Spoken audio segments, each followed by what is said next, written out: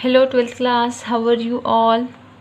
So your first chapter has been completed and second and third is not in your course now. So today we will study the chapter The Enemy, that is number 4, written by Pearl S. Buck. So let's start it. It's the time of the World War. An American prisoner of war is washed ashore in a dying state and is found at the doorstep of a Japanese doctor. Should he save him as a doctor or hand him over to the army as a patriot? We will study in this chapter. तो story में दिया है कि ये उस समय की बात है जब विश्व युद्ध चल रहा था। एक अमेरिकन प्रिजनर था युद्ध का, वो पानी में बह कर एक डाइंग स्टेट में वो जापानीज डॉक्टर सदाओ के घर पर वो बिल्कुल डोर स्टेप पर, यानी कि उसका जो घर था वो घर बिल्कुल समुद्र के पास था और वो उसके घर के बिल्कुल सामने आकर बहते बहते पहुंच गया था। तो अब एज अ डॉक्टर क्या वो उसको बचाएगा या फिर एक पैट्रियट होने के नाते वो उसको आर्मी को हैंड ओवर कर देगा। तो हम स्टार्ट करते हैं। Doctor Sadao's Hoki's house was built on a spot of the Japanese coast where as a little boy he had often played. तो डॉक्टर सदाओ होकी का घर जापान के समुद्र तट पर एक ऐसी जगह पर बना हुआ था जहाँ पर जब वो एक छोटा बच्चा था तो अक्सर वो खेला करता था। The low square stone house was set upon rocks well above a narrow beach that was outlined with bent pines.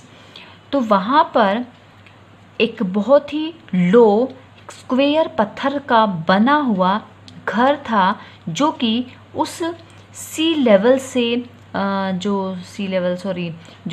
समुद्र तट था वहाँ से काफ़ी हाइट पर चट्टानों के ऊपर था और उसके किनारों पर जो पाइन के पेड़ थे, बेंट मीन्स झुके हुए, जो पाइन के पेड़ थे वो उसके चारों तरफ, आउटलाइन मीन्स उसके चारों तरफ लगे हुए थे। एज अ बॉय, जब वो एक छोटा बच्चा था, सदाओ हैड क्लाइम द पाइन्स, तो वो दौड़कर उन पाइन्स के पेड़ों पर चढ़ जाता था।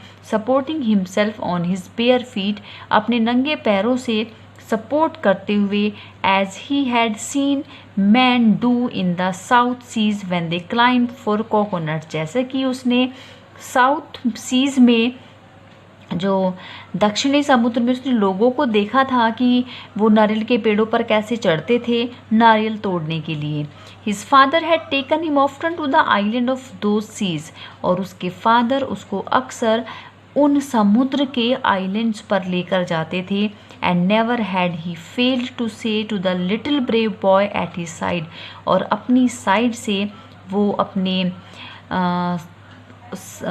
मतलब कि अपनी साइड में खड़े हुए उस ब्रेव बॉय को वो कभी भी कहना नहीं भूलते थे, those islands yonder they are the stepping stones to the future for Japan. वो उसको कहते थे कि जो वो सामने यॉन्डर मीन जो वहाँ पर ऐसे दिख रहे थे, सामने पड़ने वाले उन आइलैंड को देखो, वो जापान के फ्यूचर के स्टेप्स हैं, जापान के फ्यूचर की सीढ़ियाँ हैं। तो इस तरह से वो जब भी उसको लेकर जाते थे तो वो हमेशा उसको ये बात बोलते थे। तो नैरेटर उनसे पूछता है, सदाओ हैड आस्क्ड सीरियसली, वो बहुत ही सीरियस होकर उनसे पूछता था, where shall we step from them, कि उन सीढ़ियों पर चढ़कर हम कहाँ पहुँचेंगे। Who knows, his father had answered, तो उसके फादर आंसर देते कि किसको पता, भविष्य का किसी को नहीं पता, उन सीढ़ियों पर चढ़कर हम कहाँ पहुँच जाएंगे। Who can limit our future, क्योंकि हमारे भविष्य को कौन रोक सकता है। It depends on what we make it, ये डिपेंड करता है कि हम अपने फ्यूचर को कैसा बनाते हैं, ये उसी से डिसाइड होगा कि हम इन फ्यूचर कहाँ पर पहुँच सकते हैं। सदाओ had taken this into his mind as he did everything his father said.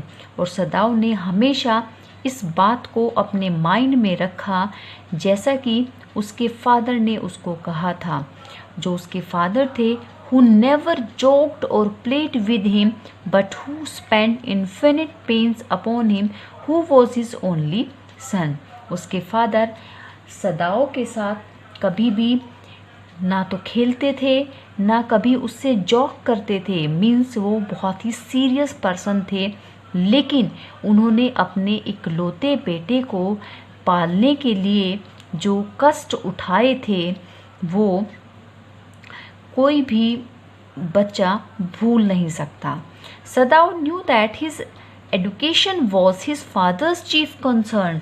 सदाव जानता था कि उसके फादर के लिए जो उसकी शिक्षा थी वो उनका चीफ कंसर्न था, वो उनका मेन वरी थी, उनकी मुख्य चिंता थी. उसकी पढ़ाई को लेकर वो बहुत कंसर्न रहते थे.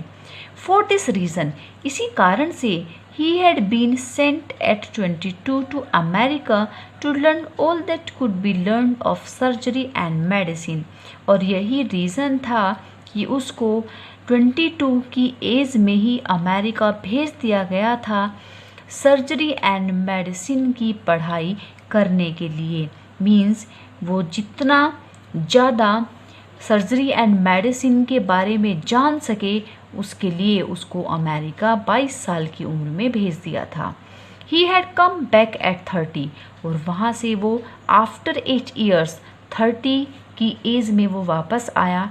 And before his father died he had scene सदाव become famous not only as a surgeon but as a scientist. तो उसके फादर के मरने से पहले सदाव एक फेमस सर्जन ही नहीं बल्कि एक साइंटिस्ट भी बन गया था. Because he was perfecting a discovery which would render wounds entirely clean. He had not been sent abroad with the troops. और क्योंकि वो एक डिस्कवरी को करने में लगा हुआ था, वो एक ऐसी डिस्कवरी करने में लगा हुआ था जिससे कि जो वाउंड्स होते हैं, घाव होते हैं, उनको एंटायरली क्लीन कैसे रेंडर किया जा सकता है, बनाया जा सकता है. इट मीन्स कि घावों को अच्छी तरह से साफ कैसे कर सकते हैं, वो इस चीज़ की डिस्कवरी में लगा हुआ था. इसीलिए उसको अब्रॉड भी नहीं भेजा गया. वहाँ पर फौज के साथ उसको विदेश में भेजा जाना था, लेकिन उसकी इस डिस्कवरी की वजह से उसको नहीं भेजा गया. ऑल्सो ही न्यू, वो ये भी जानता था there was some slight danger. Slight means थोड़ा, कि इस बात का कुछ खतरा भी था जो कि ओल्ड जनरल था might need an operation for a condition for which he was now being treated medically. कि जो वहाँ पर ओल्ड जनरल था उसको किसी भी समय ऑपरेशन की ज़रूरत पड़ सकती थी किसी एक कंडीशन के लिए, मीन्स एक बीमारी के लिए जिसके लिए वो अभी एक ट्रीटमेंट ले रहा था, मेडिकली ट्रीटमेंट उसका चल रहा था. तो उसके लिए उसको ऑपरेट भी किया जा सकता था, कभी भी उसकी ज़रूरत पड़ सकती थी. तो इसीलिए भी एक ये भी रीज़न था. इट मीन्स अगर क्वेश्चन ये आए कि डॉक्टर सदाव विदेश में फ़ौज के साथ क्यों नहीं जा पाए, तो इसके दो रीज़न बनते हैं. First is his discovery and the second was old generals might need an operation for his illness. तो ये दोनों रीज़न इसी क्वेश्चन के लिए हैं. एंड फॉर दिस पॉसिबिलिटी, और इसी पॉसिबिलिटी की वजह से सदाव was being kept in Japan. तो सदाव को जापान में ही रखा गया, उसको जापान से बाहर नहीं जाने दिया गया. तो इस तरह से अपने फादर के मरने से पहले सदाव ने वो सब कुछ सीख लिया था, सब कुछ जान लिया था जितना वो कर सकता था. वो एक रिनाउंड, एक फेमस सर्जन के साथ साथ एक फेमस साइंटिस्ट भी बन गया था और वो डिस्कवरी करने में बहुत ही परफेक्ट था.